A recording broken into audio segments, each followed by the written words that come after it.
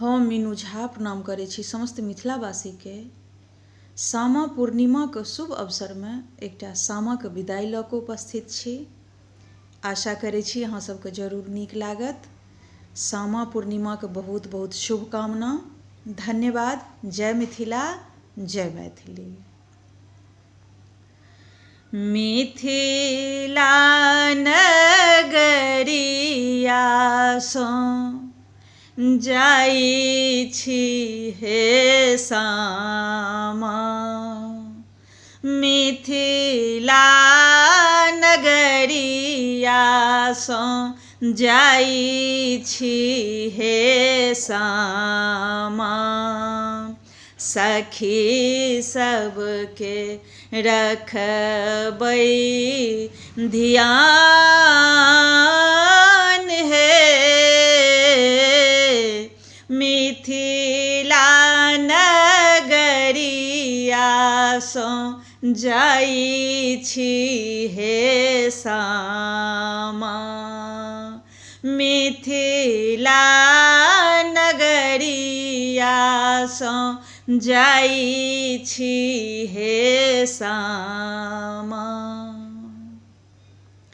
जखन सामा चलली ससुरारी, घर घर पड़लै उदास हे। जखन सामा चलली ससुरारी, घर घर पड़लै उदास हे। मिथिला नगरियासँ जाइ छी हे सामा, मिथिला नगरियासँ जाइ छी हे सामा। एक कोस गेली सामा, दुई कोस गेली, तेसर में फेंकली ओहार हे।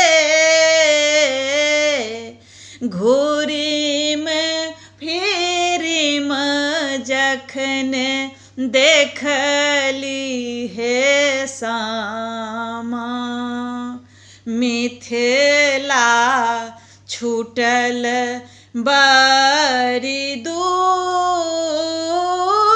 हे। मिथिला नगरियासँ जाइ छी हे सामा। हँसैते खेलैते दिन कटि जेतै, राति तऽ हेतै पहाड़ हे। हँसैते खेलैते दिन कटि जेतै, राति तऽ हेतै पहाड़ हे। हमर शपथ छी सखी हे सहेलिया, हमर शपथ छी सखी हे सहेलिया। इहो थिक दुनिया के रीत हे,